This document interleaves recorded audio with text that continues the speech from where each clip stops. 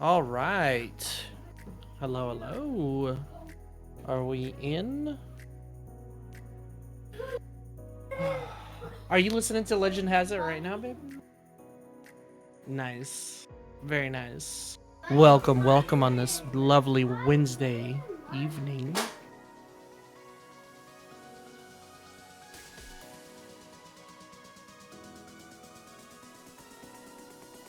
Oh, that was my lovely daughter. This is pretty dope. Not gonna lie, it was a pretty dope.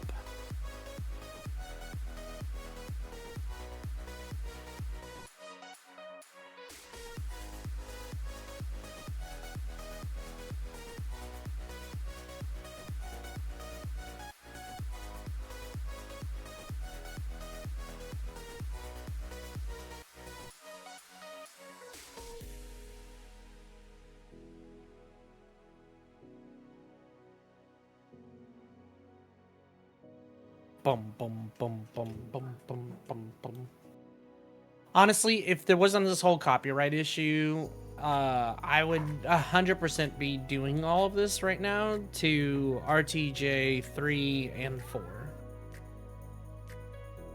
Matt in the chat, thank you so much for the resub. 39 months? Appreciate you, big bro. And honestly, I'm not gonna lie. It was really nice to actually finally see your face the last week. That was dope, and I appreciated and valued all the input. It was awesome.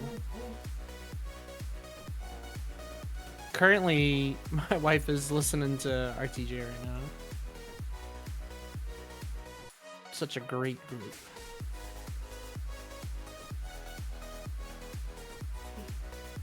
Oh, Nobody Speak is actually really good too. No, you had Legend Has It as well.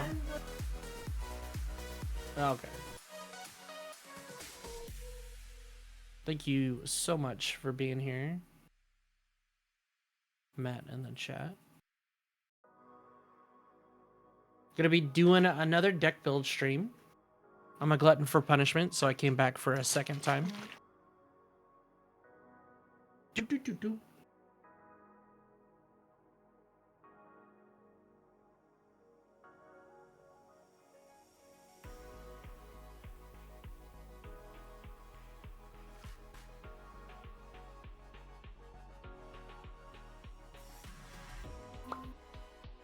Alexa, stop.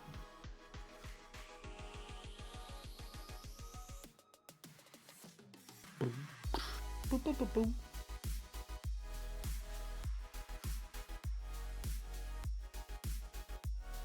Dang. Week is already halfway over.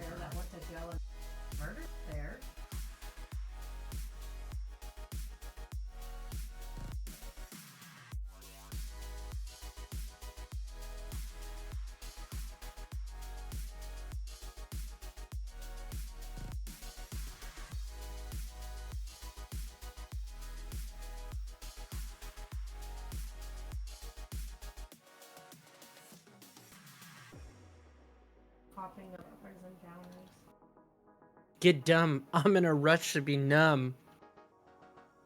I love that bar, by the way.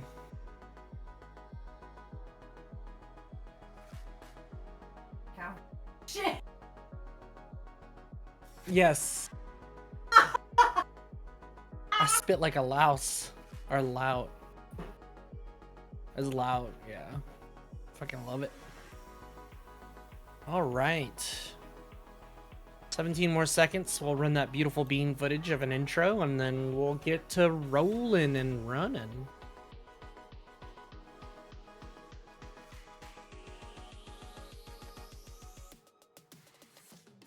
A unicorn horn for a stop. All right. See y'all later.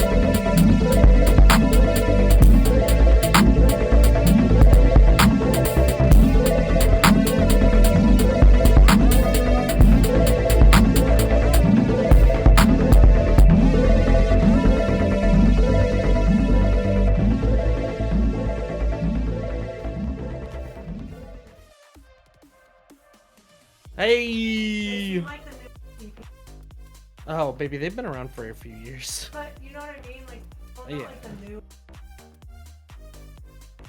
ICP that, like, I like their rap they a stick lot. up for the. Yeah. Hello, everybody. Welcome back to MTG Lexicon, your home for filthy casual or filthy brewing casual commander Okay, content. let him have. Yeah, it's one of mine too. We are doing another deck building stream.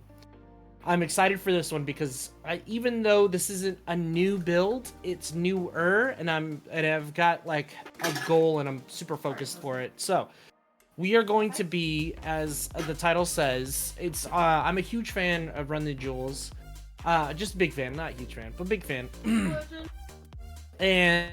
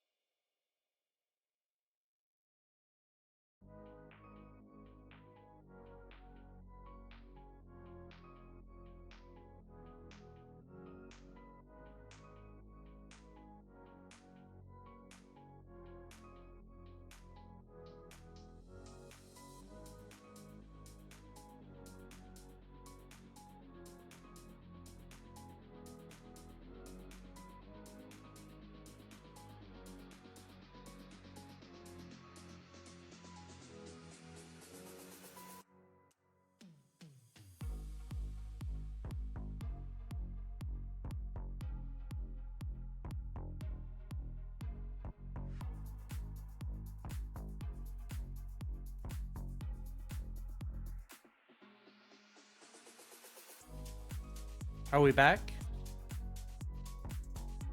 Wow, Discord just like shut the bed on me. No, mine won't even load. Oh no. Okay, I can see audio. Okay, so sorry. So the first ability is to sack an artifact. Pay 1 second artifact. Target creature you control gets +2/+0 until end of turn. That fuels the second ability, which is really good. We'll get into the first ability here in a little bit because there's some combo implications on that. Go, Sosuke. Our cat is like looking at my wife like, are we going? So the second ability is where we get into the jewels and running them.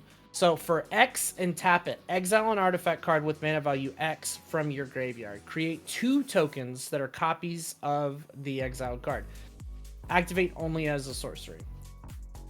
There we go. That's the magic, folks. Now, that in and of itself, is a very powerful ability. To be honest with you, I like it a lot. I like it that it's on a Boros card even more, because Boros is famously known for being a largely combat-focused or combat-centric, combat-focused archetype or color pairing. Here we have with Strixhaven, you have the they're from the school, which is the Lorehold school, which focuses on history and archives and kind of reconstructing said history. Hence the name.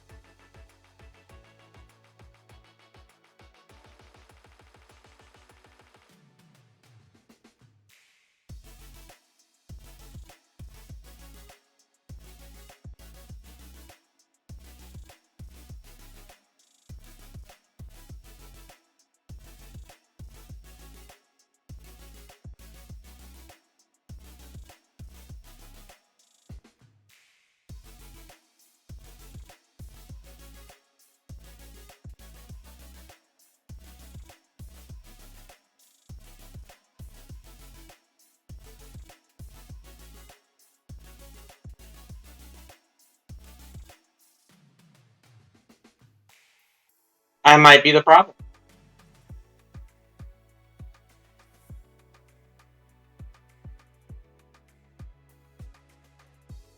Hello, EV Catcher. Ooh, that is peaking audio. Let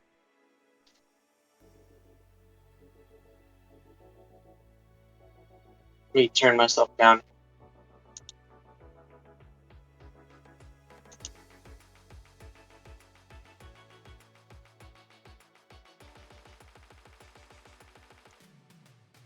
Okay, that is super unfortunate.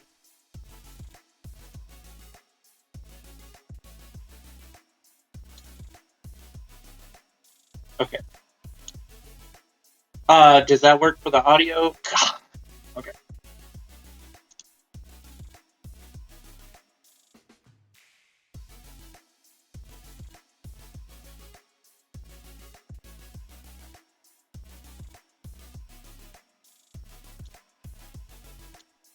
Alright, so for those of you who don't know, I'm on the phone right now because my PC, which is hardlined into my network, is having issues with internet connectivity right now, even though I'm able to transmit all this stuff. I hope so.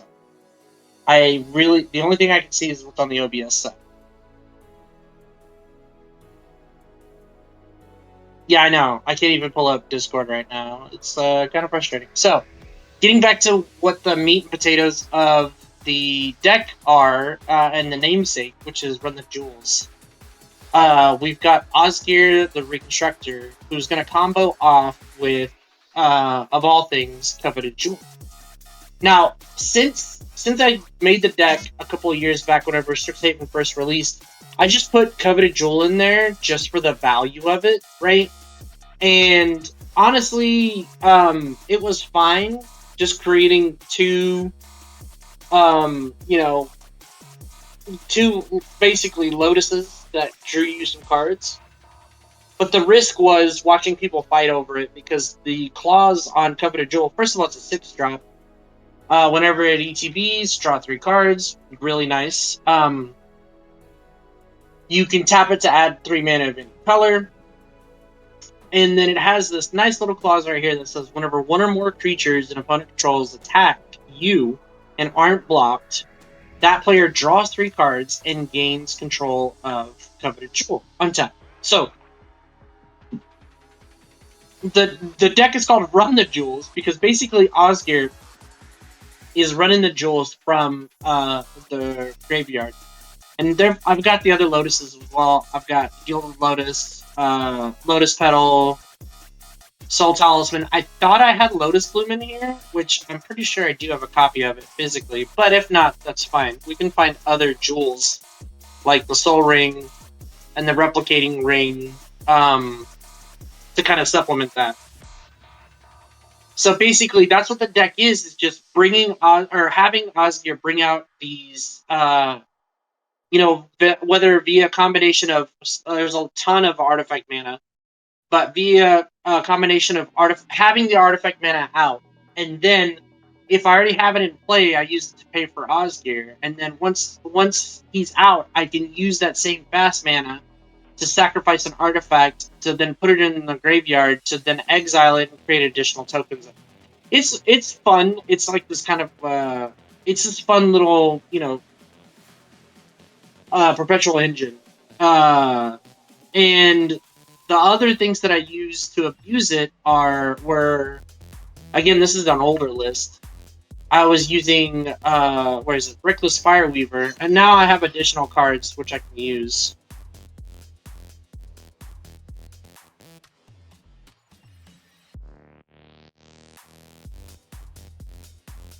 Okay.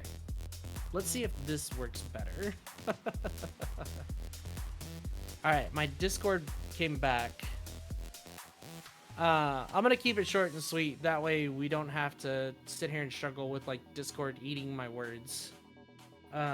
Every other like sentence. I probably need to be turned back up. But how's everybody doing tonight? Welcome in, Evie Catcher, Haley. I appreciate y'all coming in. But yeah, basically that's the deck. Is we capitalize on getting the artifacts out as fast as possible or in the graveyard because we have other ways to do it. And then we punish, for example, we have like Spine of Ishah. We'll have Tormod's Crypt. We'll punish players for taking the coveted jewel as well. I'm gonna add some new toys in here. So, okay, Discord looks like it's going... okay, I can only hope that my internet does not shit on me. So the Alibu, for example, is another good kind of abuser of having all that many artifacts, and it also gives all your stuff haste, which is nice, very nice. Right. So, with that being said, I'm gonna restructure the deck to make it a little bit more painful for my opponents. So if you're gonna give your opponents a bunch of copies of Coveted Jewel, you need ways to capitalize on them both drawing and adding all those extra cards to their hands. So we're gonna go with, and this is why I love that Quinn's here, because we're gonna go with Faye's, favorite like burn spells for cards in hand. Well, I'm not basing it entirely off of like Owling Mine or anything like that. I'm just saying there's a couple of spells in here that will kind of do the same thing. There you go. There we go. So I'm going to add a couple of things. I might need to actually get the physical cards out. Hang on, because I remembered everything whenever I first started putting the deck together physically, but I need to remember the names. There's some new stuff. It's like there's the new Foundations 3-drop artifact creature that punishes you for punishes your opponents for drawing. Hello. Foundations.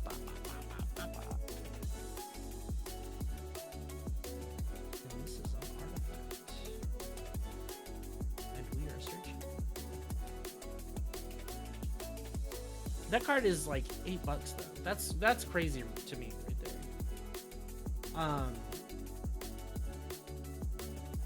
I don't remember the name of it, although I see it all the time. It is a really good staple as far as like artifact creatures or just anything that does damage to your opponents. This one, Sprawling Crawler. Oh, it went down in price. Cool. Yeah, whenever an opponent draws a card, so they can take the Coveted Jewel. They'll just pay for it.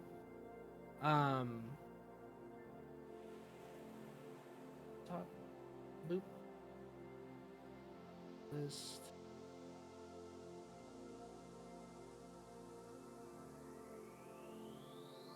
What were some of the ones that I wanted to take out a few of the creature suite as well. We're just really what we're doing with this is we're kind of, yes, there's an Anointed Procession in there. We're kind of tuning the deck to be a little bit more, I don't want to say competitive, just to be a lot more consistent with the theme, because it's hard enough getting a 4-drop commander out and then with that like mana intensive ability. So like I have stuff like Zerta And you have all this fast mana, which is, you know, helpful. So you have like Soul Talisman, Soul Ring, Replicating Ring, Gilded Lotus, Coveted Jewel itself, the Signets. Like, these will all help. I even have an Ancient Tomb in there. Apparently it's a game changer. We're gonna have a couple of those in here. I'm surprised this deck, I think it might wind up being a 4 once everything's said and done. But yeah, we're gonna put a few more spells and creatures in that will not only punish players for drawing cards, but they're also gonna punish players for either A, having artifacts out, or B, me having artifacts out and playing them. So, I'll be right back. Let me get my physical copy of the cards.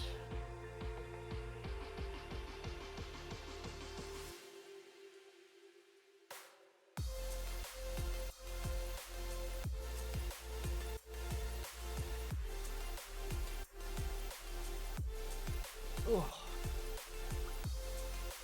So is anybody else excited for new brews? I know that Final Fantasy came out, or the spoilers started for that, even though it's not going to be out for a while. A stream on a Wednesday in this economy? Hey, look, when you're with Joe, anything goes.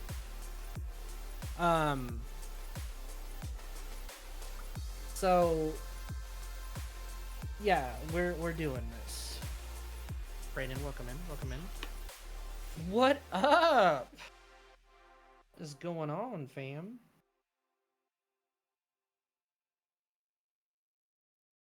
Where's my pile of cards?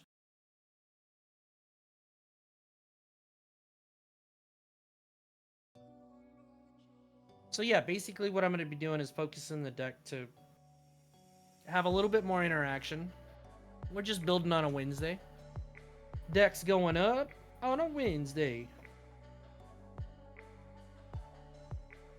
We're going to build the deck to have a little bit more interaction and also to have a little bit more bite whenever it comes to artifact synergy.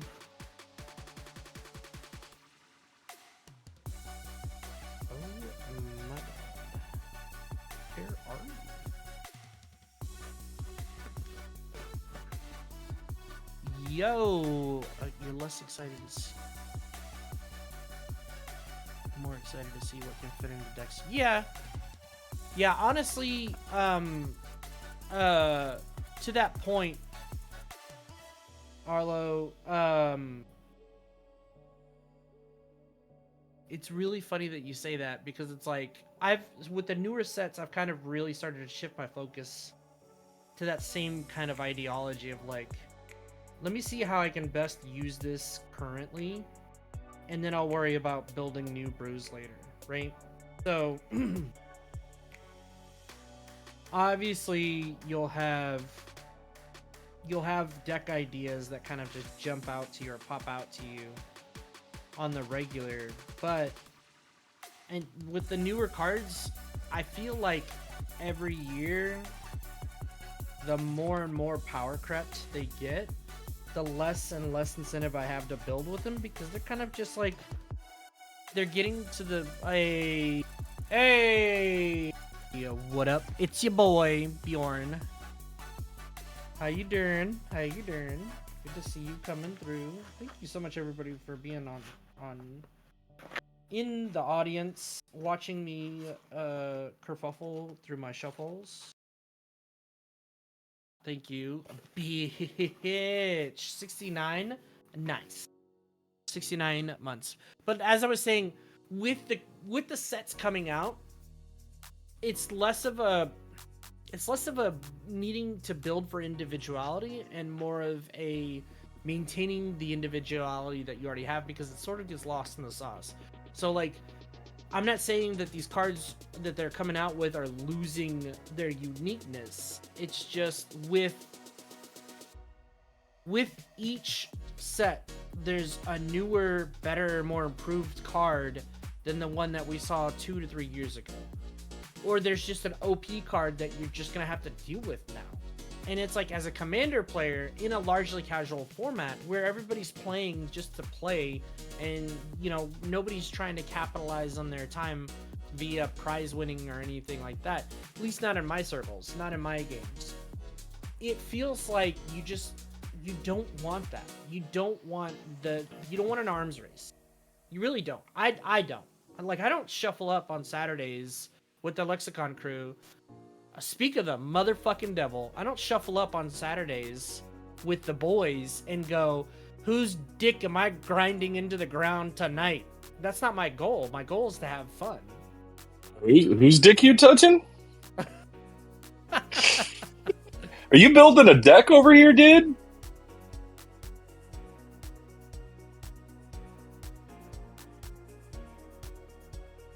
I am. What you got to say about it? Hell yeah, man. I don't know. I just thought I'd pop in for a minute. Is that okay? Yeah, no, it's perfect. That's why I'm in here. Do you want to follow Sweet. along Hell on yeah, stream, man. or do you want me to share the screen to you? No, I'm chilling in voice. Okay. But as I was What saying, you working on over there? Osgir, the reconstructor, running the jewels. Ooh. Yes, sir. Oh no, Discord, don't do this to me. Not right now. Everybody say hi to Matt Bjorn, our resident. I know. Matt. Oh no, the difference in volume. Yeah. Am I too loud? Yeah, I got you. It's just a quick fix. Nothing we can't. Osgir the reconstructor. Sorry for the jump scare, everyone. Well, it's because Brandon, for some reason, in all of his deafness, had me turned up to all the way to 200. And so I finally turned myself down because I was on the phone while I was having Discord issues on my PC. And so, like, it got it kind of quiet. And then and then you popped in and everybody's like, oh shit. Okay, So Osgir the reconstructor. Yeah, with Osgir, what we're aiming to do is get, fatty artifacts out from the graveyard, but also, one thing I want to build around is punishing players for taking the coveted jewel. You want to Okay, yeah, coveted jewel is a sick card. Yes. Okay, so Osgir, pay 1, sack an artifact. Target creature gets +2/+0 until end of turn. Pay X, tap, exile an artifact card with mana value X from your graveyard. Create 2 tokens that are copies of the card. That's pretty cool. So with coveted jewel, you're automatically gaining the value. It's not like you have to wait a full turn. And the bonus is they don't come into play tapped. So Yeah. you just use them right then and there. Yeah, you draw 6 cards, you gain 6 mana for 6 mana. Yes. But what's even better is if you have Zerda on the field, as well as, like, you have Anointed Procession. So those two turn into 4. Okay. Me so likey. There's ways to build around it, and I just like that it's you have stuff like Alabu, Ancient Witness. Whenever one or more artifact creatures you control attack, it deals X damage to any target, and you scry X, where X is the number of tapped artifacts you control. Yeah, that one's really good. And then you have the go-to Reckless Fireweaver. Yeah. Okay. Hell yeah, dude.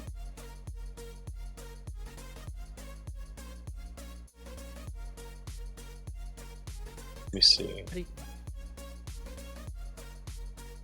There it is. So, funny to note, it doesn't say play the exiled artifact. You can also play an abundance of artifact lands as well. Yes. Yes. Yeah, that's pretty tight.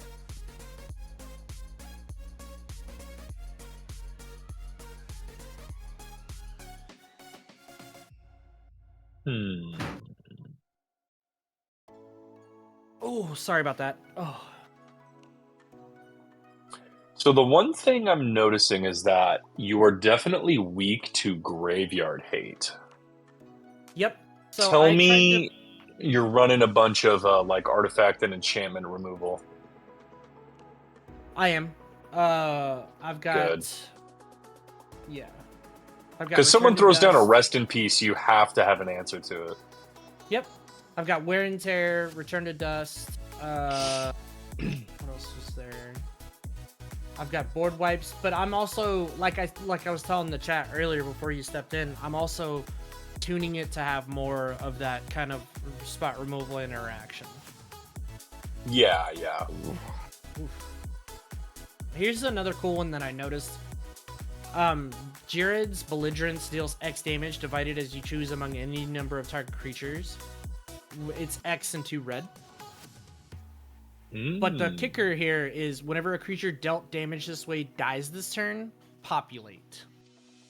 Populate that's is sick. create an additional token or create a token that's a copy of a creature you control. A creature I token. love that.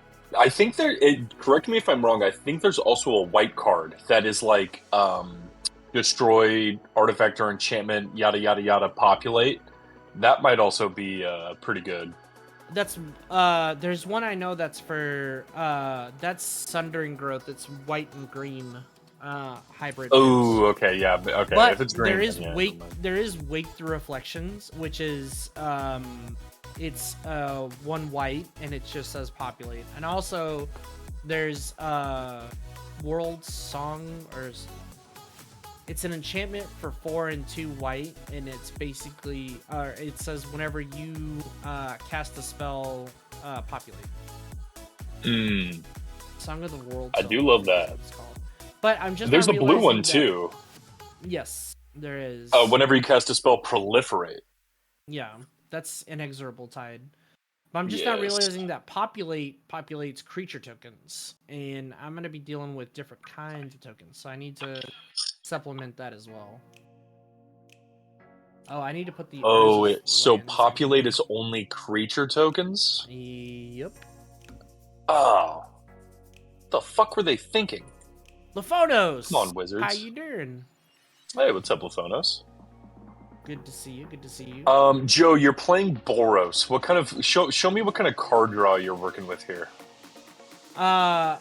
Thrilling Discovery, which is really good. Gain 2 life, discard 2 cards, draw 3 cards. Mm-hmm. Yep, putting stuff in the graveyard is value. Yeah. Faithless Looting. Not a card draw spell, but I'll take it. And Cathartic Reunion. I guess I should specify card advantage spells. With this deck, I want stuff in the graveyard more often than I want it in my hand. What kind of level are you trying to play here? Is this like a deck you could slot the One Ring into? If need be, I'm not going. Because that is the hard. best card draw spell you can play. It is. I also don't have a copy of it. That's fair. I'm just asking. So, Laphonos, we will be back. Mr. Bjorn, can you tell the crowd when we will be back in our Yes. D&D time? Sorry, everyone, for the delay. We will be back March 7th. That is next. I apologize. JPAC went to Australia for 2 weeks. There was Valentine's Day, and I have a concert on Friday. It's been impossible to schedule, but March 7th, we are back, baby. We're back. Are you playing Lashiel, Clockwork Scholar, Joe? I don't think I am. What is that? Whenever an artifact creature ETBs, you draw a card, and then you also prevent all damage to artifact creatures you control. Spell it? Lashiel. I think it's Losheel. Yes, I know who you're talking about now.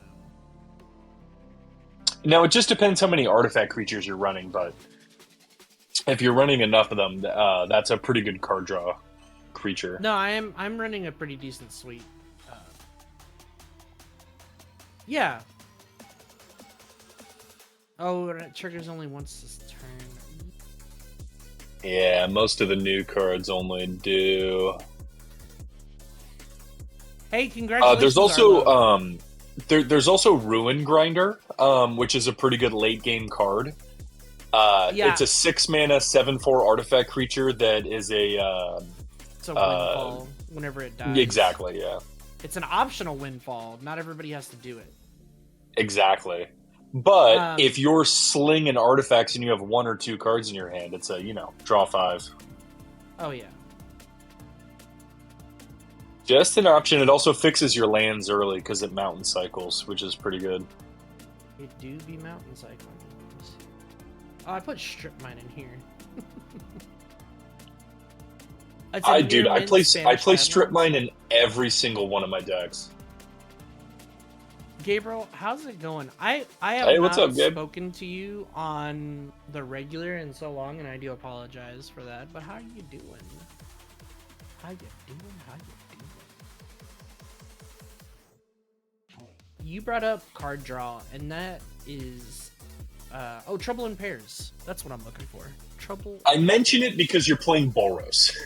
Yeah, no. I know. I know how important it is. Yeah, Arlo, that is really cool because I don't own nor have ever come across any actual duels. So that is really cool. Good on you. And I always think, like, this is not the shared opinion of the rest of the group, but I always it think, is. I always think that the reserve list should be abolished for that one specific reason. So that never mind. That's Joe only. Yeah, that's a me exclusive thing. The reserve list should be abolished because everybody needs to have access to duels, because we're at a point now where we have the surveil lands, which function a little bit better than any of the duels can. Yeah, it comes into play tapped, but you get extra value from it. But I just think, like, at this point, when we have triomes and shit like that, it's like you just get better options than the actual duels themselves. It's to the point to where only one niche format needs the duels, and like absolutely. Yeah, it's just legacy and vintage. Yeah. I owned a Taiga for like 2 weeks. Nice. And then it literally rose $60 in value, and I said, "See ya." But that's just my opinion. That is my opinion that the reserve list should be abolished. We're not going to get into ban list discourse, but as far as like that goes, my feeling is just like with Pokemon and Yu-Gi-Oh, it's better to reprint the shit out of staples and much needed cards so that you can grow your fan base and push more product than it is to hold on to some stupid notion that the secondary market makes your whole economy go, on the regular. And it's stupid. Yeah, Yu-Gi-Oh. Take that. No. Yu-Gi-Oh does that too. Like, if they see that there's a card that like everybody wants, they'll print they'll reprint it into the ground. Pokemon does the same thing. Yeah, Pokemon. Oh shit. That set or that card into the ground, which is really Digimon. Digimon does the same thing. Just saying. Fuck. I happen to play those games. Fuck.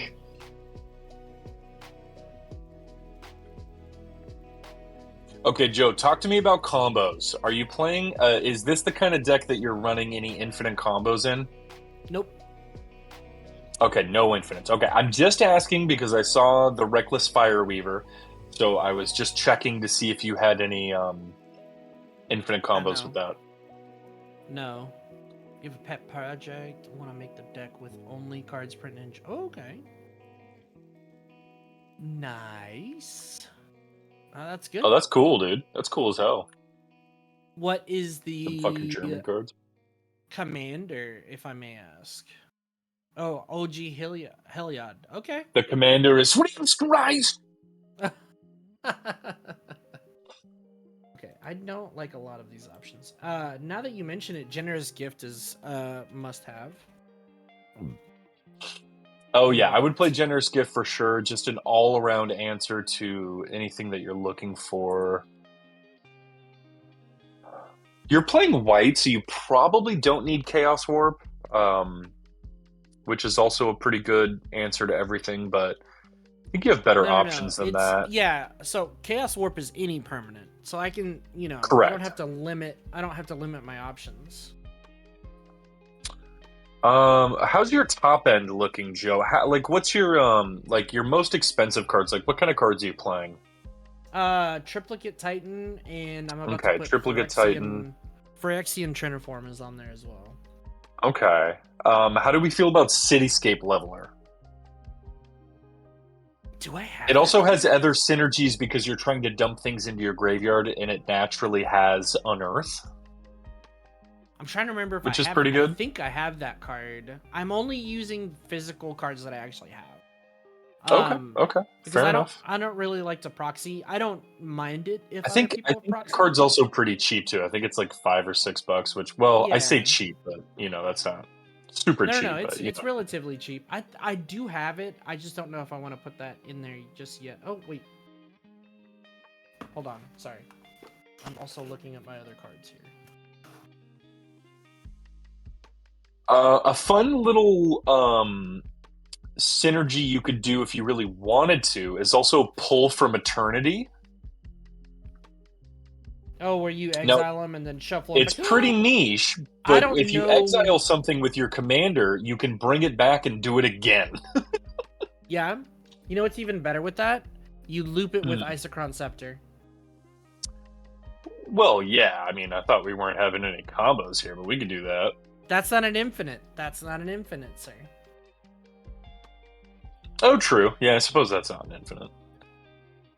Dude, German Sarah Sanctum? Gabe, can you get me a German Sarah Sanctum? I missed you too, buddy. Oh, that's funny, man. The Pull German from Sarah Eternity could Sanctum. be fun if you're feeling frisky, I think. You are in red, so if you have a spare deflecting SWAT lying around, you could play that. I don't know that I want to go too hard in the paint. Okay. Hey, This I'm is just for asking, dude. just for reference. Just for reference, this is something that I want to regularly play on the Lexicon stream, and I don't want to alienate viewers and or other players in the pod. Oh, brother, you are fine, man. I'm just spewing cards. You let me know if they're too strong or not, because No. Brandon was doing not to this name any last week. names, but Johnny would play disgustingly cards against us. So Yeah, and it's funny that you say that because it's like, oh, Archivist of Ogma is another really, really clutch. That is a really good card draw spell. Whenever an opponent searches their library, gain 1 life and draw a card. What kind of utility lands are you playing, buddy? Do you have any MDFCs? No, but I probably should look for some. Yeah, I mean, there's a couple really good ones. Obviously, Valakut Awakening for, getting rid of your hand. Legion Leadership is pretty good to try and do like 20 damage in one turn. There's also I have Slayer's Stronghold for giving something like my commander haste. yeah. I have Adventures Fair. Rip Apart is a really good one in Boros. I had that for a little bit. I need to Artifacts, enchantments, and it also deals 3 damage to a creature. So in a pinch, you might be able to kill someone's commander, which is pretty good. In a pinch, you like pinching it off? Gamble is particularly strong in your deck because you're already trying to put cards in your graveyard. I thought I had it on that list originally, but I can put it back on there. I think. I mean, hey, correct me if I'm wrong, but even if you graveyard the card you searched for, like that should be value for you. Oh, 100%. Yeah. So Haley, going give back me to any excuse to play Gamble. No, I picked it up a while back, like years and years ago, and since Commander started, there's not been a time in a red deck that I haven't put that card in there. And then I picked up my second copy whenever it got reprinted, and I was so happy, bro. Oh, dude, it's cheaper now. I think it's like it's like $6 or $7. It used to be like $15 or something like that. Oh, it was ridiculous. It was $30 at one point. Oh yeah, I believe it. I mean, well, it's like the only red tutor. Yeah, back in the day, like back in the I want to say Back in the adolescence of Commander, like Gamble was at a premium. Everybody was looking for Oh that yeah, card. I was there, dude. Oh, also, if Gamble is your kind of shit, there's a 2-mana gamble called Reckless Handling that specifically gambles for an artifact. That also might be up your alley. What if I want to be up your alley? Oh well, you only have to ask. Oh shit, I gotta put card, Reckless Handling. There we go.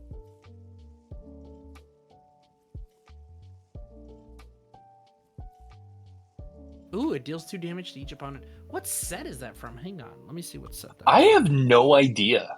Because that doesn't sound. That sounds like a newer card. I'm pretty sure it must be a commander set. I'm guessing. No, MAT is.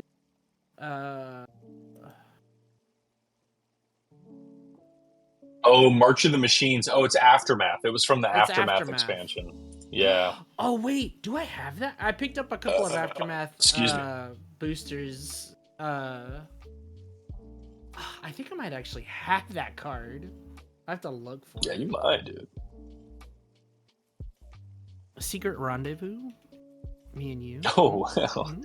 Well, you only have to ask. Dude, I'm so excited to play D&D again, brother. We have not played in a long 2 time. months. And then we also took a break before the previous game as well. So we've played like once in like almost 3 months. Yeah. It's been a long time, dude. It is really unfortunate. Yeah. Alright, let me. Oh, because you're trying to fill your graveyard so aggressively, there's also Scrap Mastery. I don't know if you I have had that card one, in your deck. I had one copy of it. I don't know where it's at. I'm using Wait Let's the go Pass. gambling. Oh, dang it. Yeah, Aftermath had some hidden bangers in it, which means that you were better off buying singles than you were opening packs. Because Yeah, it also Jesus had some Christ. not so hidden bangers like fucking Ob Exactly. Nixilis and Nissa, which were like Oh, yeah. $30, $40. Like, Jesus Christ.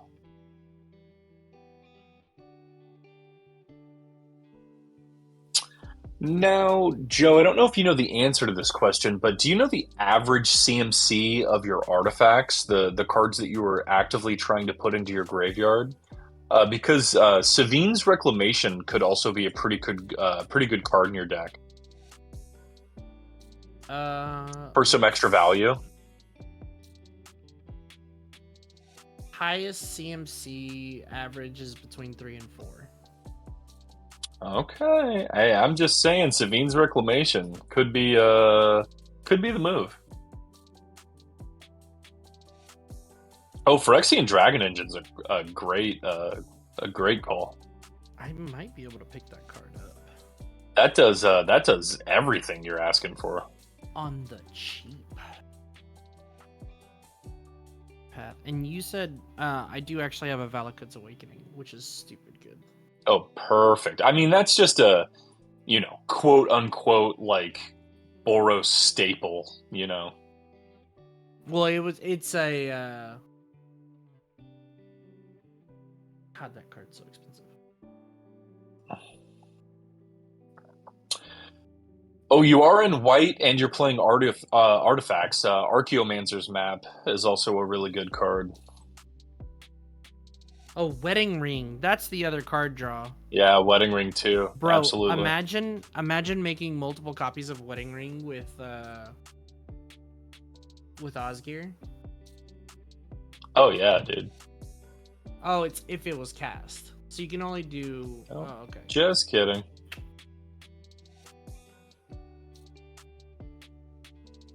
Actually. Oh, Battle Mage's Bracers can also double your. Yeah, I already got the. It's illusionist. Oh, perfect. Bracers. Well, there's also Battle Mage's Bracers. Oh, really? Did they even print? Which gives your creature haste as well. Nuh-uh. Oh, it does, dude. Look up Battle Mage's Bracers. Why do they keep on printing these Stupid fucking cards. Oh, I have this one too. Oh, there you go. Bing, bang, boom, straight to the moon.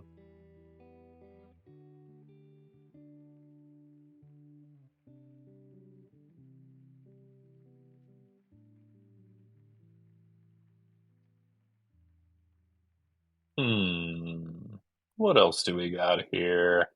So I Key to have the City could be pretty good. I have that already. Oh, Sweet, cut a sweet. Fantastic. deal. Fantastic. I'm also trying to stay on theme. So like cards like Secret Rendezvous, Cut a Deal, because Run the Jewels, you know the band or you know the group Run the Jewels, right? Yes, of course. Do you? No, who the fuck is that, Joe? It's What do you mean? oh, you poor ignorant soul. It's this really cool rap group with Killer Mike and Wait, I know DJ Killer Mike. Hang on, I might know who Run the Jewels is. Hang on, let me look it up. I literally know who Killer Mike is. Oh, yeah. So Okay, never mind. No, I know who this is. yeah, I built the deck around those themes. So like Secret Rendezvous, Cut a Deal. Basically, you're eating the rich, which is one of their main themes. Is like they want to run the jewels is the theme of like take back from the rich what you rightfully deserve and don't let them trodden you down. So it's like Osgir is basically doing that by giving everybody the option of taking the jewels, but then you're gonna get hurt for doing it. Like it's punishing the people who have the most advantage, opponent wise. Is Osgir himself an artifact? Unfortunately, not. Nope. Shit. He is a giant artificer, which is such a cool typing. Giant artificer. How do we feel about a lithoform engine? I thought about that, but the copy that I have is in Mishra right now, and it serves Mishra a lot better. Oh no, my camera's shut off. Hang on, everybody. God damn it. Camera, what is wrong with you?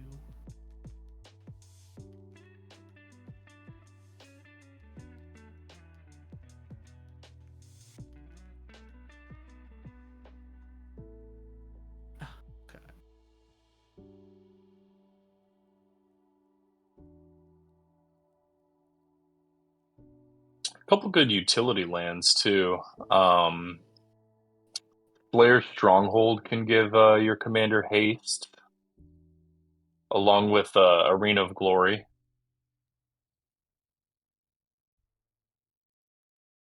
If you're looking for stuff like I that. told you I already had Slayer's Stronghold in there. Okay. So, how do we feel about Arena of Glory? I don't think I have a copy of that. Okay. Yeah, Modern Horizons 3 and $17 fucking dollars. No, thank you. Big score. Yeah, it sees playing Modern. Big score. What was the other one? There's Big Score. There is the other one too. Yeah, what the fuck is its name? There's a Seize the Spoils. Those are card draw for like advantage as well because they produce treasure tokens, and you're always plus one. So Seize the Spoils, Big Score. There was one more that is for 2 and 2 red, and it's an instant. What is it called? Oh, are you playing Trash for Treasure? Yes, I am. It's right there. Okay, good. What is the name of that freaking instant that's 2 and 2 red?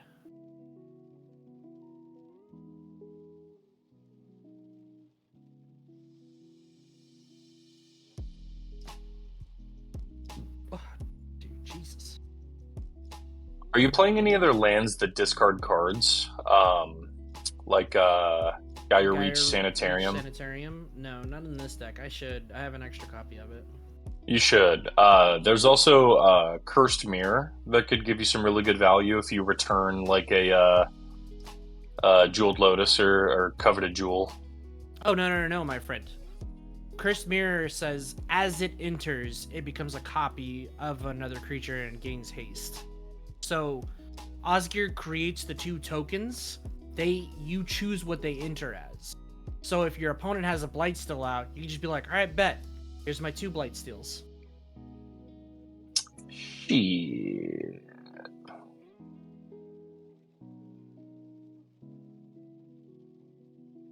Unexpected Windfall. Thank you so much, Arlo.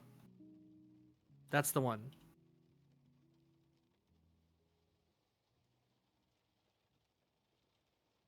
There's also Collector's Vault, which is pretty good.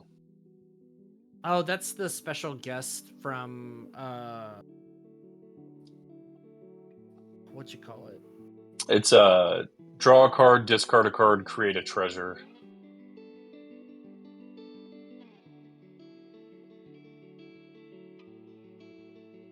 I don't think I have this one.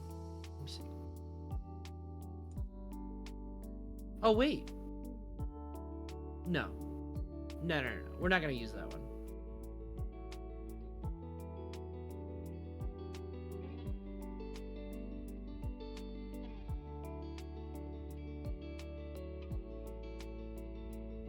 Okay, we're gonna start cutting down because we're at 122 right now.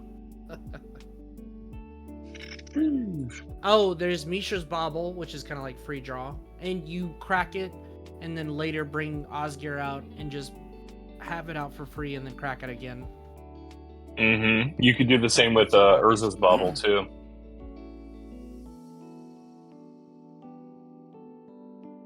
Getting rid of here.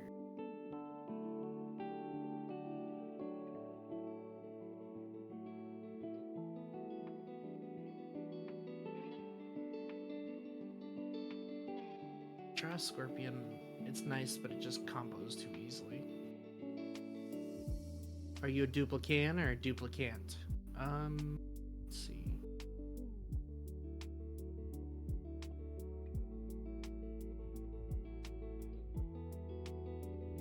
Do I have more than one copy of Goblin Engineer? I don't know that I do. Oh, Goblin Engineer's the one that entombs an artifact to your graveyard, right? Yeah, and it Oh, also... you should definitely be playing that card. Yeah. Go ahead and keep that in. I mean, that's just Demonic Tutor in your deck. Pretty much.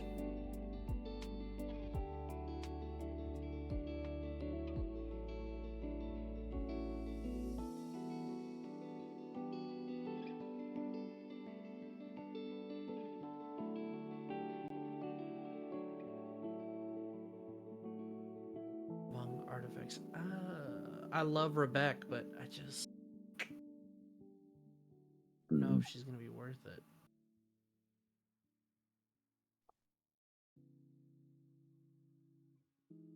I like Collector's Vault, but I don't like how it's... I don't know. I might run that later. There's also Salvation Engine from the newest set. Have you looked at that card? I only unfortunately have one copy of Mm. the card, and it's already being used in Power Rangers, which I might be taking apart anyway.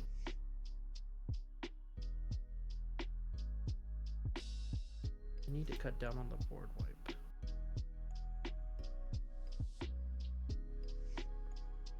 One, two. Well, it might be time to start cutting cards here then. Yeah, that's what I'm doing. I'm cutting down on cards.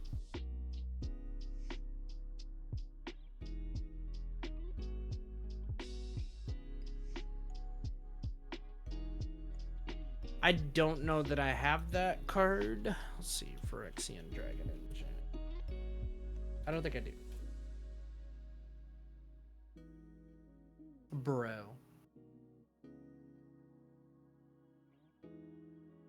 That's the one that melds with Mishra. You may discard your hand if you do draw 3. Oh, it's a 3-drop? Hello?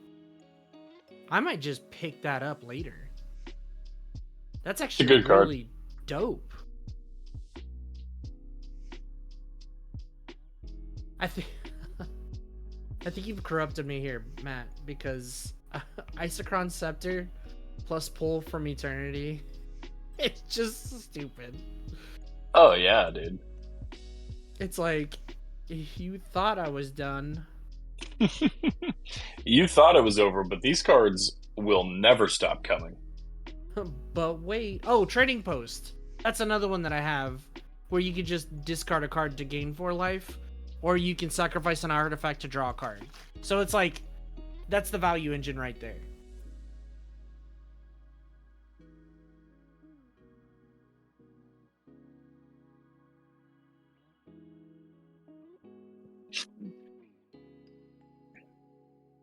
I wonder how I can abuse... Wait a minute.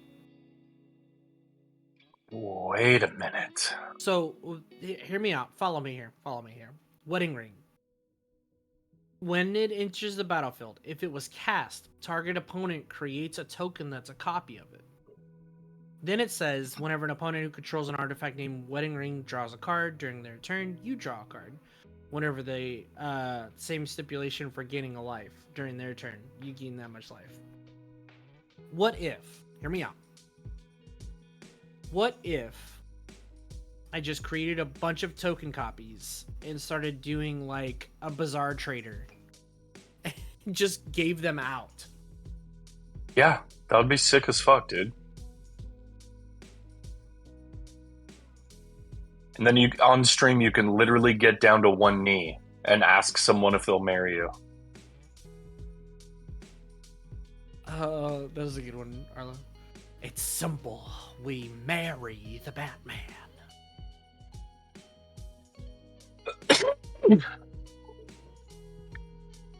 Also, the Bazaar Trader fits weirdly into our theme because we play out the coveted jewel, and then to keep people from attacking us, we just go, okay, here, you have it. Did not think of that.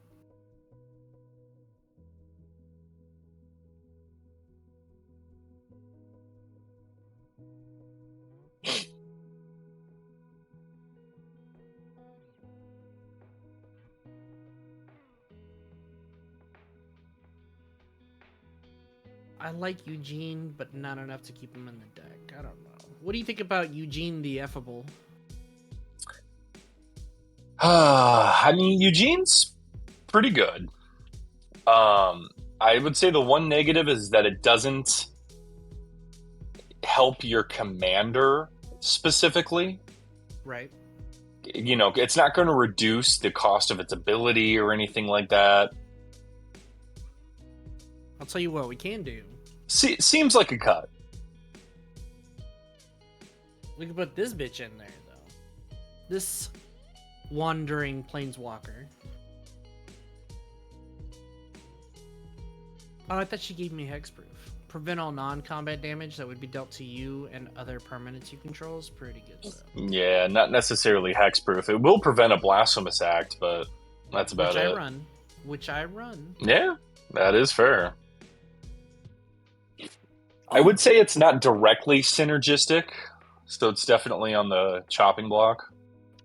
Yeah. I agree.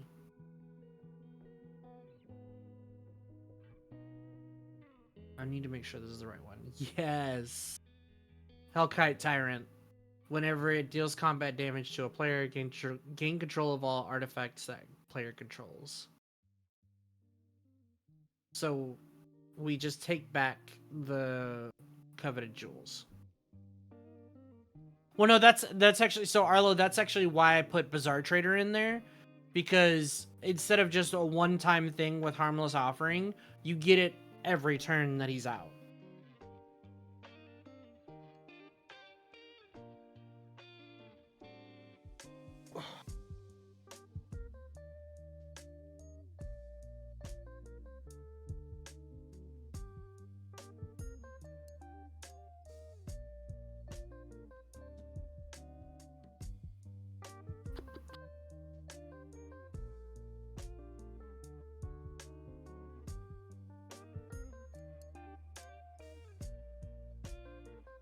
I have all 3 of those printings. That's wild.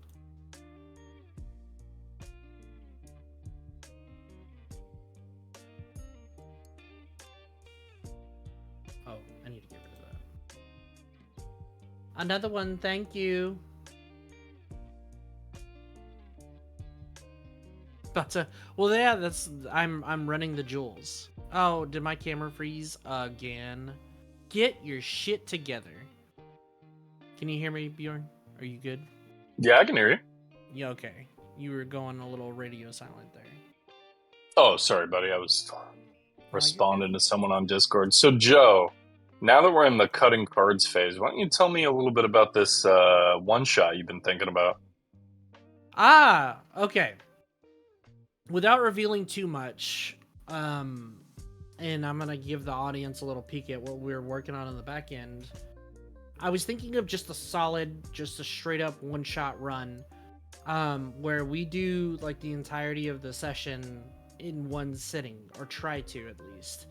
Basically, it's going to be around the time, like just after, let's say this is going to be around the time of like Outlaws of Thunder Junction.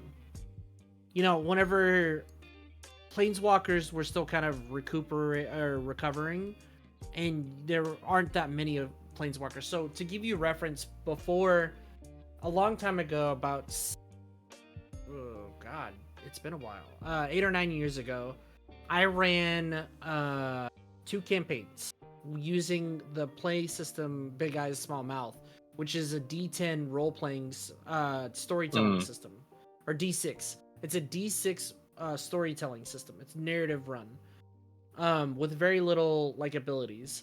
But I used that to supplement for these Magic the Gathering campaigns that I did, where these it was a group of 5 players, each from different planes. And this is pre-mending also whenever it started. So pre-mending, pre-Planeswalker Spark Mending. They started off as regular people, regular denizens of their plane, and then I each had them fight a sort of mini boss in their plane as they were on the way to uncover the mysteries of the Blind Eternities, because it had been directly and indirectly affecting their lives. The cool thing that I did that got them to come back for the second campaign is in the middle of all this happening, if they died, like if they actually died in an encounter, and I never purposely built my encounters to be too tough for them, but if they happened to die in an encounter, there was only one character that I actually purposely did it. They are Sparkwood Ignite. And so, which is That's pretty cool. Which is how the old school Planeswalkers, a lot of them did the same, like Jace. He was facing like a catatonic state, and then his spark ignited whenever he was against Alhammaret. Anyway, so I did that with the original 5, and then I continued their story in the second campaign by bringing a new party, and half of that 5 Planeswalker group, this is post-mending, half of that 5 were turned out to be the bosses of their kind of stage. So I had, for example, there was an Ethereum artificer on the plane of or on one of the shards of Alara, and he turned out to be like, what he did with his time after the campaign ended was his character sort of fused with the rest of the Ethereum stock that he had, and he got so corrupted by doing so that he wound up becoming this giant kind of Howl's Moving Castle that just wanted to eat sparks because he had lost his while he homogenized himself into this giant mechanism. It's really cool. I don't know how I was able to come up with this, shit, but it was so good that my friends wanted to come back for it. Yeah, it sounds really fun. Yeah, and so because I'm a big like Magic lore guy, especially pre-mending, but there's still plenty of material post-mending too.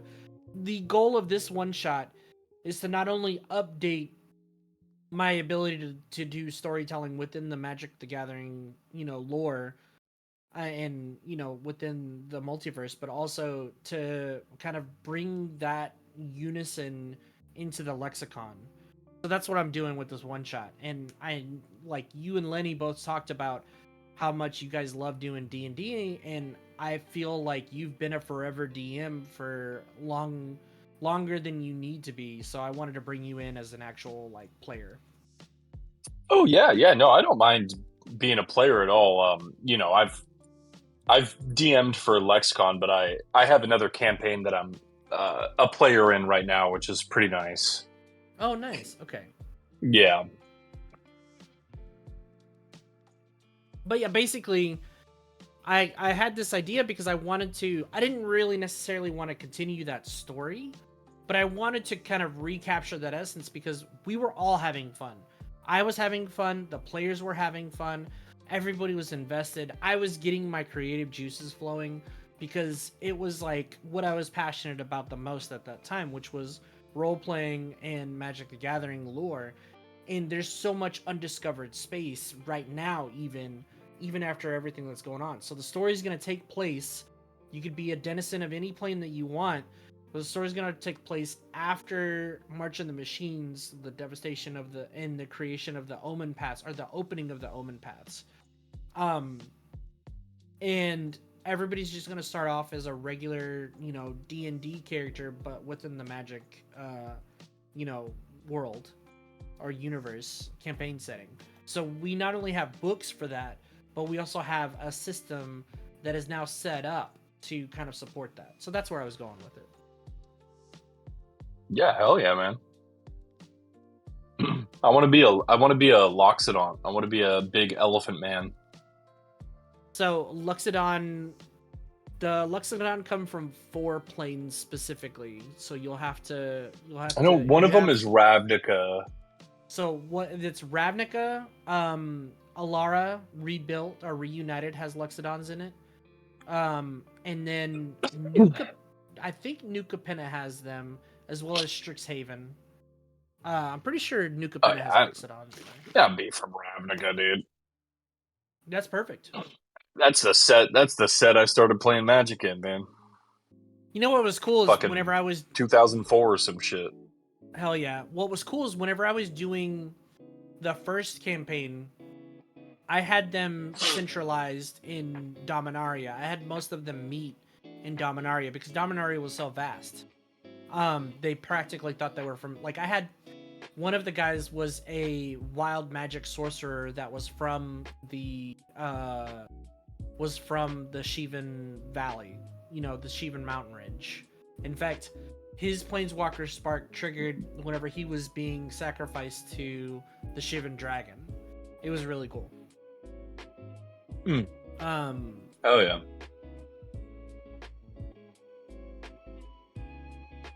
I'm at 114 cards main deck. Keep cutting. I need to cut 15 cards. First cut is the deepest.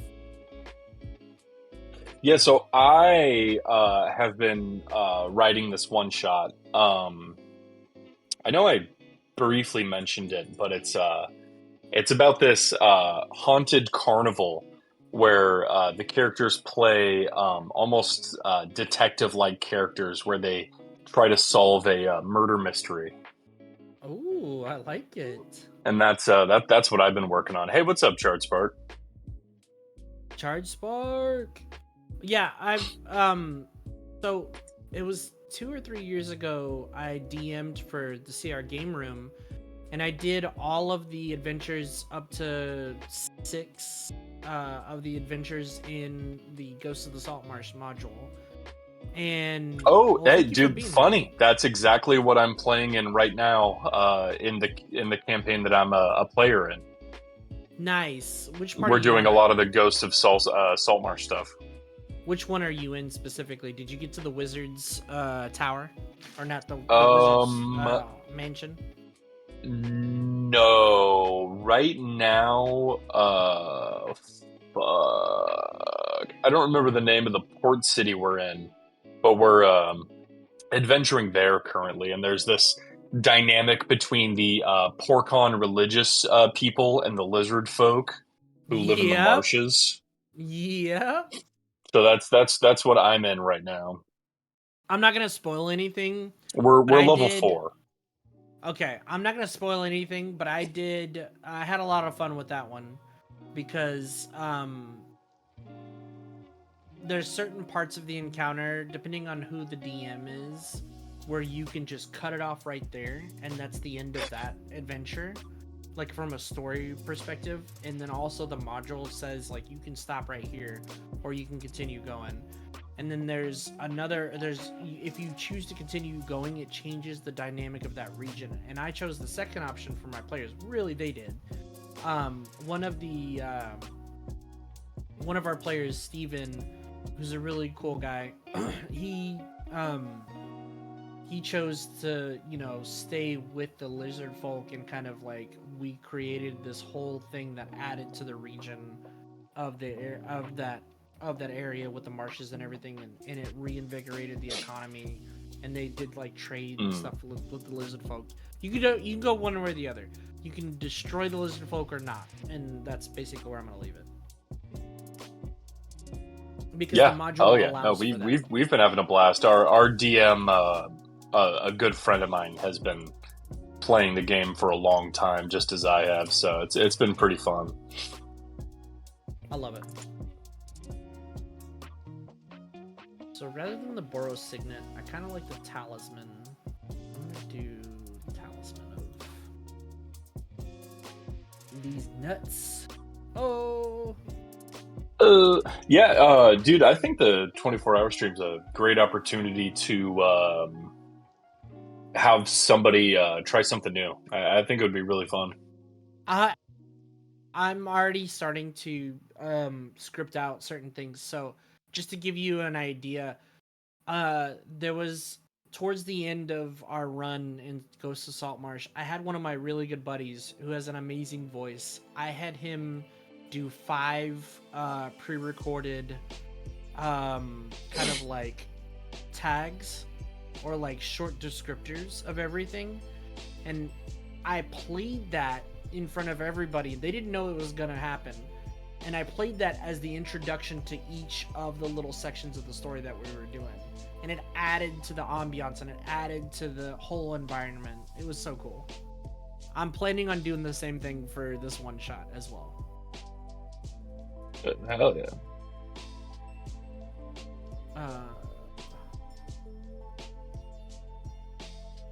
But I'm still looking forward to what we're gonna do in Tomb of Annihilation, because honestly, like I told you guys before, and I'll stick to it, this is like my favorite by far, as far as like adventure and also group, because it's like we've experienced everything, the highs and the lows. Yeah, I agree. It's been a roller coaster, man. I think it's been the funnest and best campaign that I've ever DM'd for. I mean, we've had it all. There's been like insane comedic moments, really intense battles, brutal NPC and character deaths. I mean, it's just, yeah. Oh yeah.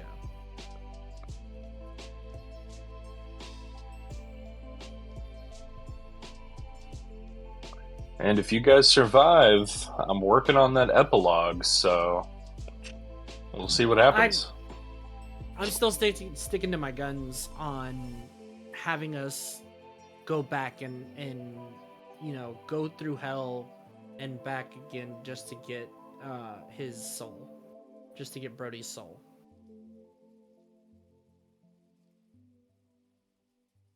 That's what I'm working on, so you motherfuckers better.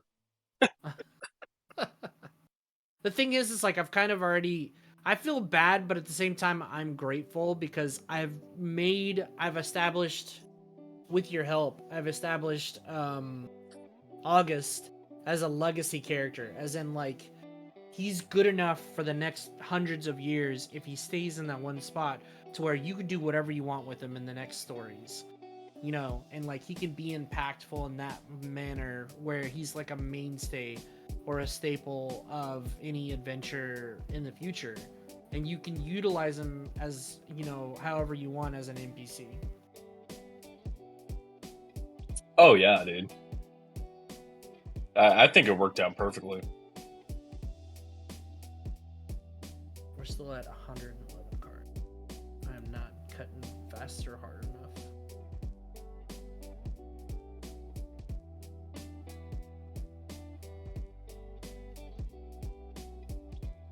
I am gonna change the printing stuff. What the fuck? Where's the hex core at?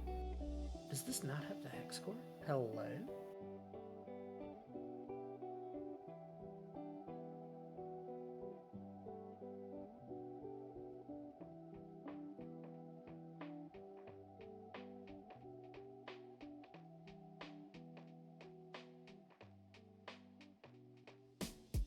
But the one shot's gonna be fun because it's for, like, you specifically. You mentioned that you didn't really know too much. Oh, it's Thran Dynamo. God damn it! It wasn't Hedron Archive. It was Thran Dynamo. You mentioned you didn't really know too much about the MTG lore, and this would be a good kind of I guess exposure to that. Yeah, so my experience with MTG lore are the sets that I actively played limited in. So I know the lore of original Ravnica, Return to Ravnica, War of the Spark, and Brothers War, March of the Machines, and Aftermath. Okay, it'll be good for you then, because it'll be refreshing, because I don't usually, like, with my DMing style, I usually like to set up a lot of, like, you know, background and kind of provide a sort of environment for the players to really kind of work in and explore all avenues. That being said, if we get players like Brandon who try to game the system, it's going to be difficult, but I have ways. Good luck with that, bro. I've been dealing with that for 5 years. Good luck, buddy. I have ways of dealing with that, of, like, you know, there are consequences to every action, and sometimes it's just better to do the other thing than it is to, you know, or sometimes it's better to do the thing than it is to do what you want to do. Getting players to see that has been one of the better challenges of my DMing career, but as you know. Good luck. As you know. If he wants to play, great. I will adjust for that. Okay, Triplicate Titan's good, but Phyrexian Triniform, he's got that Encore, which is really fucking nice.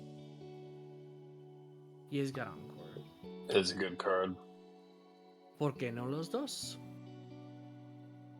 How many cards do you need to cut? Still in 111. I added some because I was like, oh, I need those.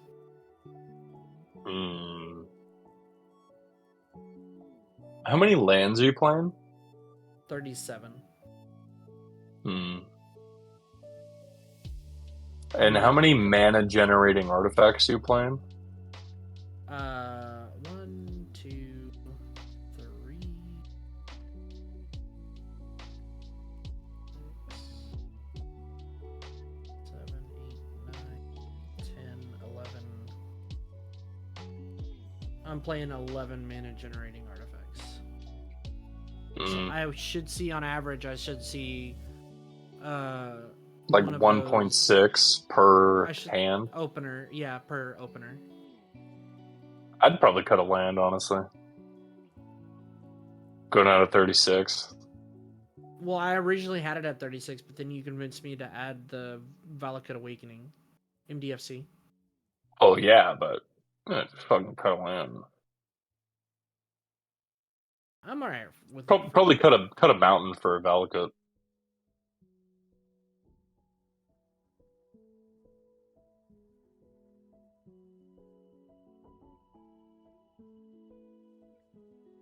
I need to cut.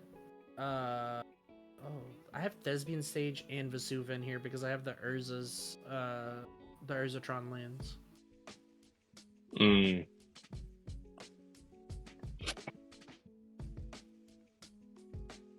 I'm gonna cut Plateau.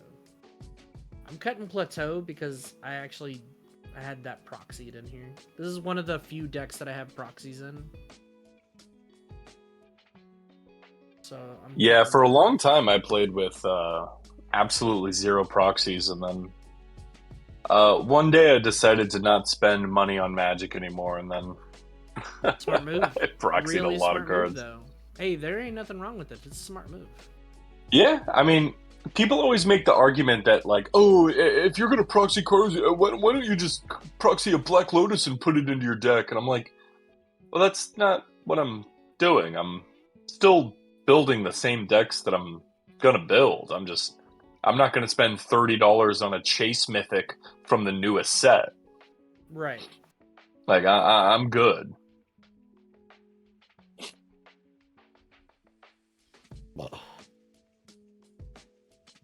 Okay. We're schmoving. I don't know if I want T-Proc. What, chat, what do you think? Do you think we leave Teferi's Protection in? And why is this card... Man. Why is this I card mean, not a game changer? Why is this card not a fucking game changer? I mean, it's the best fog in the game, dude. It's probably a top 10 white card in EDH. Oh yeah, the Aether Spark is a really good card. If it wasn't so goddamn much. Yeah. That's gonna be a Chase Mythic. What is it? Probably like Yeah. $30 or something. It's 42 for the regular Oh version. Jesus! I refuse. Proxy. Charged Spark. I was told to always carry protection. Yeah. Yeah. I don't know. I have it. I might as well use it. I gain nothing from not having it in a deck. You know what I mean?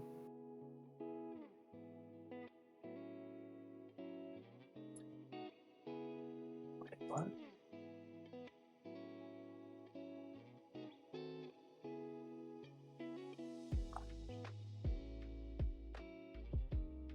Can't change this.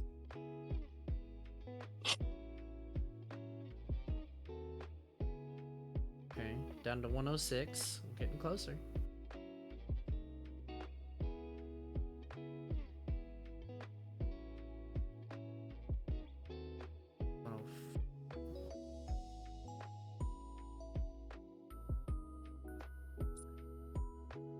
Honestly,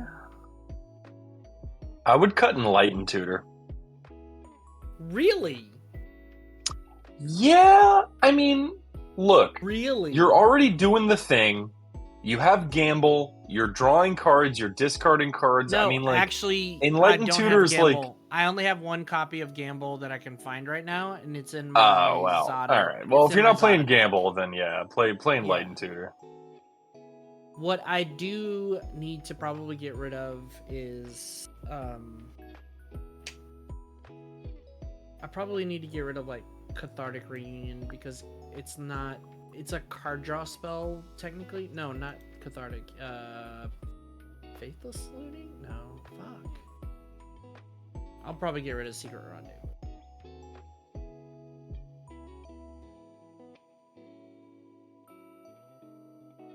Winds of Abandon is such a sleeper card. It's the Wrath of Exile. I have literally killed people with Winds of Abandon in my Sigarda deck. Yep.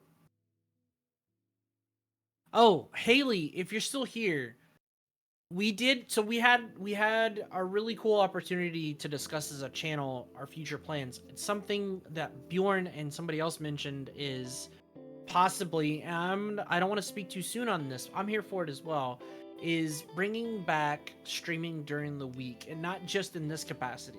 This is like a limited time only kind of thing because I've got the drive in me right now to do deck building. So I thought, why not bring the rest of the crew along for the experience? so people can see what it's like for me to build decks as a member of the Lexicon hosts. But I did want to tell y'all that we might possibly be considering bringing back kind of like a weekday stream where we do 1 or 2 host games or 1 or 2 guest games. 2 at max, because it is during the week. A lot of people have to work. But Matt himself has mentioned that he is available on Wednesdays. So we used to do it back in the day. We used to do Trash Tuesdays. Yep. I was there for that. But, that was actually one of the first streams that I ever did with you guys. Yeah. Trash Tuesdays. I'm thinking we start Wumbo Wednesdays and fucking try to play a game of Commander on Wednesday night. I'm here for it. If that means that the audience gets to see more of you, I am totally here for it, because they're seeing enough of me. Fucking Wumbo Wednesdays, baby. Wumbo, let's go. But no, I think that's a fantastic idea, and we're gonna be looking at doing that relatively soon. I don't want to say how soon, but we are gonna be looking. Yeah, who knows when it'll happen? I mean, for example, right now I'm free. Like this could be a Wumbo Wednesday. It could. Hey, don't mess with that. Don't mess with that. But yeah. Oh, you know what I just realized? Why do I not have that land in here? Urza Saga. Why do I not have that fucking land in here? Oh yeah, if you have one lying around, you should definitely be playing Urza Saga. I do have one in a deck, but I'm still going to take it from that deck and put it in here. I don't know why I don't. I think I have it in I think I have it in my Mishra deck, so I'm going to put a... But hell yeah. But yeah, so possibly in the near future, we're going to be looking at bringing back... or, you know, just bringing in Wumbo Wednesdays. Wumbo Combo. Speaking of future content, Tomb of Annihilation is coming to a close. The main campaign is potentially 2-3 episodes away from ending. And with the epilogue, if it gets to that point, could add an extra 4 or 5 episodes. But looking to the horizon for what the next campaign could be. So when we finished Rime of the Lexicon, I had started working on a Spelljammer campaign that that I wasn't able to get together in time. But I think if everyone still wants to play, that I will try to put together a Spelljammer campaign, which I think would be a lot of fun. I'm here for it. Some fucking interstellar, fucking planetary Star Troopers fucking shit, I think could be really fun. Oh, I'm definitely here for it. With laser weapons and lightsabers and stim packs and all that shit, I think that would be really fun. One of my very first campaigns that I ever played in back in, was it 99? Yeah. We were doing Advanced Dungeons and Dragons, and the DM had just gotten a hold of a whole bunch of Spelljammer books. Oh, dude. What was that? Was that second edition when Spelljammer came out? That was second edition. And he God damn, dude. He got a hold of... They came with spell cards. It was a whole bundle. They came with the book, spell cards, and then it came with 2 additional expansions that they came up. It was there was 2 additional modules for Spelljammers. He had all of it, but unfortunately we had already been running this campaign, or he had already been running. I sort of jumped into it 2 or 3 sessions in, and then he was like, you know what, I'll just add some Spelljammer stuff in here and there. He fucking, our party, one of the first or second sessions that I ever played with these guys, our party came across a downed Spelljammer ship. And Bro. on it, our paladin found a fucking rifle. So our paladin was wielding a fucking rifle that dealt like D12 damage, and like it was the most OP thing we had at the time, because in second edition you didn't have anything from levels 1 through 4. You were just ass, especially as a paladin. So here's our fucking paladin walking around with a boomstick. It was wild. It was really cool, Dude, but it was wild. that is so funny, bro, because I literally did that in the first campaign we played on Lexicon, in Rime of the Lexicon. When they went to Revel's End, the prison in Icewind Dale, they found that the prison was derelict and that there was a crashed Spelljammer ship. And Dale's character literally found a laser pistol, and they fought aliens inside of the prison. Oh my god, that's dope as Dude, fuck. it was literally so sick. For reference, that is why the Penguin, Kingsport, that's right. has a laser pistol. He had the blicky. Yep. That is literally why he has that. It's because they found a spaceship in the first campaign. Oh my god, that's ballin'. Pally with that burner. Yeah, it was just wild because as a paladin in second edition, I also made the mistake of creating a wizard in second edition. Again, a wizard had D4 hit points, or D4 hit dice. Which I'm so glad whenever third edition came around, they were like, we'll give you a D6. D6. Yeah. Bro, imagine. Great. This is literally my first session. We're about a quarter of a way into it, just under a half. We come upon 3 goblins. My fucking DM rolls a critical hit to have one of the goblins, he just had a fucking sling, like one of those old school slings. He slung a rock, broke my fucking wizard's knee, and knocked me out because I had D4 hit points. Bro, that's It was crazy, fucking dude. garbage. Were you not casting mage armor on yourself every morning? This was second edition, sir. Can you remind me of what mage armor is? No, they had Can mage you remind armor in me? second edition. Don't give me that. As a first level wizard, you cannot cast. Oh, as a first mage armor. level? No, mage armor's a first level spell, you fucking moron. Can't cast it, my dude. Nah. Or at least no, what was it Barkskin for early D&D? Oh, no, that was druid only for early D&D. Oh, okay, maybe I'm Barkskin was mistaken, druid yeah. only. Yeah. Yeah, Still dude, crazy shit. wizards are insane, bro. I played as a wizard in one campaign. I played a gnome wizard. Oh hell yeah! God, what was his name? Fuck, it was like something Walkett. And I became best friends with our party's barbarian, and I literally ended up riding on his shoulders the entire campaign. That's dope. And whenever we would get into danger, he would take me off his shoulders and throw me across the room away from danger.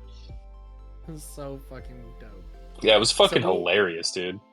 So the cool thing about AD&D was that you had all these additional books, and it, like, most of them came from TSR, but and God, what a shit show TSR was.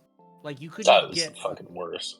You couldn't get a solid ruling on any of the fucking stuff that they wrote in their source books. People complained about 3.5, but at least it had solid rules.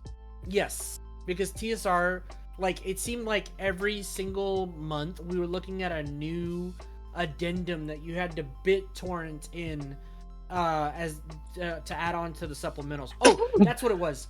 Every time a supplemental dropped, you got additional rules clarifications. So people would literally, like, AD&D, this is the second edition experience for those in the audience who were too young. Some of you were born after second edition came out.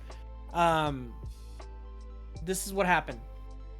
In order to get additional rules clarifications, you were looking at your library of D&D material. You didn't even have to play the classes or the spells or the abilities that came with these supplementals. And they came out every month, 2 to 3 of them per month. This is how bad it was. You were looking at a volume, or you were looking at a 25 volume library of just supplementals for your 3 main core books. Oh yeah, I It mean, was well, fucking when did 2 come out? What was that? 1990? 1988, I think it was. God damn, dude. I mean, I remember playing 3.5 in like 2002 when I was like 11 years old with my cousin. So we had been playing second edition for so long. We played it for 7.5 years that when third edition came out, we didn't even fucking touch it. We skipped third edition, went straight over to 3.5. And then when Pathfinder came out, that's whenever my group kind of split off. We had some purists who were like, no thanks, I'll stick with 3.5, maybe even run some 4th edition. And then we had my other side of the group that was like, oh yeah, we're doing Pathfinder, fuck 4th edition. But yeah, and then basically I never touched 4th at all. I looked over the rules, I've never sat down and rolled up a character or played a single session under the 4th edition rules. Oh wow, yeah, I played 1 campaign under 4th edition. God, it was a nightmare. It wasn't great.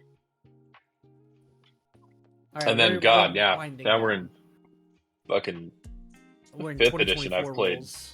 probably a dozen campaigns, and then now we have fucking the new shit, D&D 1 or whatever the fuck they're calling it.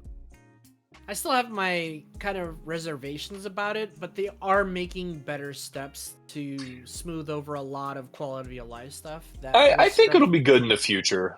Yeah. There's a couple classes I'm disappointed with. I think they really, really had an opportunity to revamp Rangers and Artificers that they really dropped the ball on. But I'm really happy with all the other changes. You know, one thing to note is that a lot of enemies, their quote unquote spells are class abilities now, or enemy abilities, and you cannot counterspell them, which really, really takes the stock down on counterspell, which is unfortunate. Yeah. So you want to know what else is crazy? Is that certain abilities are now ported over to spells that you can cast as bonus actions. You know what I'm talking about? You can now counterspell Smite. Oh, yeah, absolutely. Which is wild. That's just the wildest fucking thing to me. Yeah, it's really, it's a little strange, the decisions that they made, but it is what it is.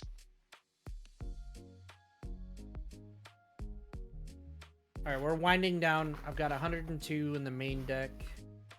I think I might actually not do the Pull from Eternity Isochron Scepter play. I really want to. It seems like an easy cut. But, I mean, yeah. Oh, do I have? I think I would play test it without it and see how you feel. 1 or 2 games in, and see if see what works, see what doesn't, see if you really miss that Pull from Eternity shenanigans. I don't think I will, honestly. You kind of put it. I mean, listen, like, oh, it may not be optimal, but it's cool as fuck. I mean, that's the best way to. Hell, I might even just keep Pull from Eternity in there, because that is quite literally the best way to keep looping your shit. Yeah, man. You fucking do your coveted jewel shenanigans, and then you go, oh, wait a second, I'm doing it again. Oh, it's so good. So yeah, we're down to the last few here. I do have a reconstruct history. Okay. Yeah, but wrapping it up, I think a Spelljammer campaign would be really, really fun. I think you know, you guys having a ship and going around to different planets, just sounds fucking rad as shit to me. I'm not gonna lie, that sounds really cool.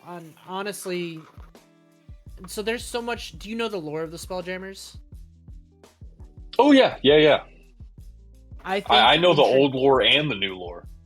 I think introducing, because we actually played towards the latter end of that very first campaign, we actually dipped into psionics. We didn't go too hard. Again, Spelljammers introduced psionics to the world. And what's cool about 2nd edition psionics was that the same way you can counter magic was the same way you can counter psionics. But the unfortunate part about psionics in 2nd edition was that it was so busted. It was just like, you didn't have to have any, like, you could only do certain times per day. You can only do psionic abilities certain times per day. But then if you had a psionic weapon, for example, you had a psionic longsword, okay? It was treated as a magical weapon for the purposes of overcoming, you know, any kind of reduction in damage or any kind of reduction in hits. So that's what was cool, and also it was like a double-edged sword as an ability. If that makes sense. Yeah, the psionic stuff has always been pretty cool.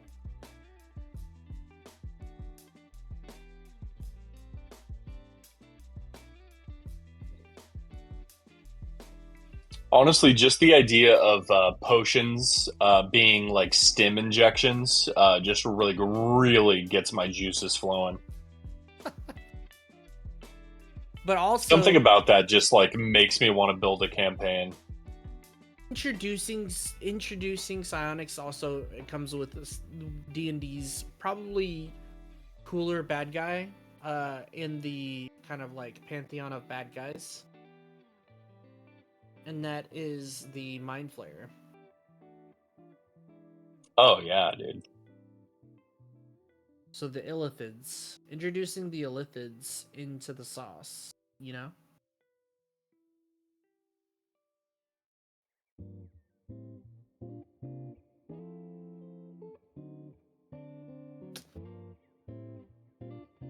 I'm at 17 creatures. 11 sorceries seems a bit high.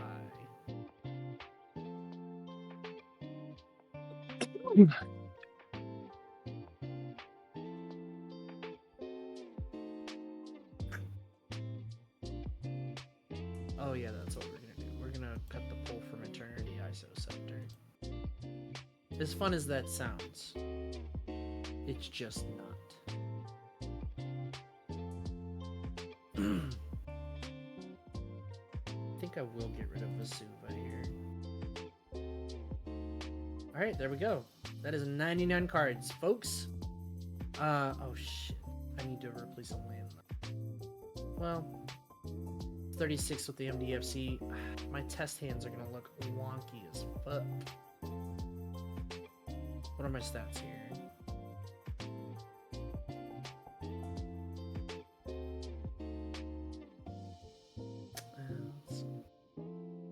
I mean, that's a killer test hand. Yeah, roll a few test hands. I mean, they're looking good so far. Okay. Yeah, that looks good. Okay, that's the worst one, and I still have plays to make. That's decent. Okay, this is the worst one by far. Oh yeah, that's terrible. Okay. I mean, it's a healthy mix. I can live with that. All right, so this Yeah, is it looks playable for sure. I'm gonna be suiting this one up and running it on Saturday. I do have all of these cards. I will have to make an extra purchase for the Phyrexian Dragon Engine, and there's one more that I don't have that I need to get. I need to pick up, but they're not expensive. I think it's just the Phyrexian Dragon Engine that I need to pick up, but it's like $1. I'd buy that for $1. Ha ha ha! If I could buy that for $1, I'd never leave my house. This is the deck. So we have Osgir plus Coveted Jewel as the main kind of core. But then we have all these crazy shenanigans. Like, we've got our big beaters, that is Phyrexian Triniform, Triplicate Titan. We've got Hellkite Tyrant as an alternate win con. We've got Alabu that can deal damage and scry a bunch of cards. That's also really good. And then we've got a lot of utility artifacts in here. A decent suite of removal in the form of Generous Gift. Return to Dust. We've got... What else was there that I had? Oh no, I don't have... Oh, Chaos Warp. Boros Charm with the random gotchas. We've got Wear and Tear as the other removal. Teferi's Protection as interaction. We've got a lot of really quirky pieces here, which is nice. We've got a whole bunch of artifact mana. So yeah, that's the deck that is inspired by my favorite rap group, Run the Jewels. And yeah, oh no, I need to pick up the Scrawling Crawler, so I'll need to do that on Friday. I'll need to pick up these two, Scrawling Crawler. We're doing decks based on favorite rap groups. I need to make a Tribe Called Quest deck. There you go. Just filled with every quest card. There's only 5, but... What do you mean? The quest enchantments? Oh, you could I think there's just one for every monocolor. No, I know what you're talking about. It was in Rise of the Eldrazi or Worldwake. I know what you're talking about with that. But no, you can take it a step further and do adventure theme from Wilds of Eldraine and Throne of Eldraine. Oh, that's true. Because those are where the heroes, like, both mechanically and thematically, the heroes go on quests. They go on epic quests. We do love that. So you can do it that way. I once had, there's even a teamer commander for that does, that specializes in adventures. But yeah, this is the deck. Look forward to seeing it on Saturday. It looks like it's... Let's see. Yeah, auto-estimated, it looks like it's a 3, which is fine.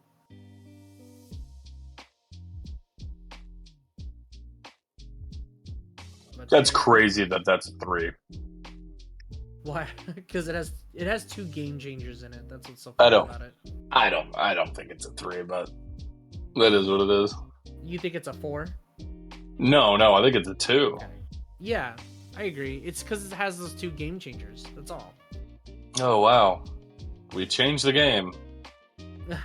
Hey, I really can't say much because just last Saturday, I used Vorinclex, the OG Praetor, to win the game with my Miaplasm. And he was the only game changer. That's just you being an asshole. No. Let's not get it twisted, okay? He was the only game changer in the deck, and he literally changed the game. And granted, this was like turn... Well, like... 9 or 10, so it was getting pretty high up there in turns. I mean, Quinn was there, Cole and Brandon were there. It was our second host game, or it was our first host game of the night, and like I just kept on getting dicked over by, I was getting mana flooded. Cole was actually getting screwed because he hashtag greedy keeps in fucking 2025. The year of our Lord 2025, and this man's is over here like, if you're still in here, Cole, by the way, yeah, that's right, that's what you fucking get. Hey, all I'm saying is if Soul Ring is not a game changer, Ancient Tomb is not a game changer. I can agree with that. And like, again, that's all I'm saying. Why is Teferi's Protection not a game changer? You know? Well, Teferi's Protection is like a one-use card because it does exile itself. True. Ancient Tomb and Soul Ring don't exile themselves after giving you mana. Well, you have Enlightened Tutor. It's a game changer. And Enlightened Tutor's a game changer? Yes. Okay. Well, then maybe my Aunt Marie's a game changer. I don't fucking know. Yeah. That's funny. Alright. So before we go, Matt, Yes, anything sir. else you would like to talk about while we still have you here? Because this is a rare opportunity to see you outside of D&D streams, which is fucking gorgeous. I appreciate you stopping by. I don't think so, man. I don't know. We talked a lot. We talked a lot about Magic. We talked a lot about D&D. Oh I yeah. don't think so, man. We are planning on doing more D&D in the future, as well as Wumbo Wednesdays. We're gonna workshop that name. I think it's good, but we might need something a little more sticky. Yeah, we're sticking with Wumbo Wednesdays. You want to stick with Wumbo Wednesdays? Thank you all so much for stopping by. I really appreciate it. Thank you for the resub. Matt in the chat was here earlier. He also did a resub, Mr. Bjorn. And then you as well, for being so generous to give us some of those Bezos bucks. Them Bezos bucks. I will say this. I am getting some more. I'm doing a little bit more content than I need to be doing. Look forward to I'm gonna be cutting a video for my last ride with Power Rangers. I'm gonna do a deck tech. It's gonna be all themed out and everything. Look for that on the CR Game Room, at the other channel that I'm part of. And then also, I may be doing another stream opening the beta edition box for the Gundam TCG that is releasing this July, but we pre-ordered stuff last year that's coming out, and it's arriving at my house on Friday. So look forward to seeing some more of that. Excited for that. Are you a big Gundam fan? I've seen a couple anime shit, but I've never messed with the TCG. Okay.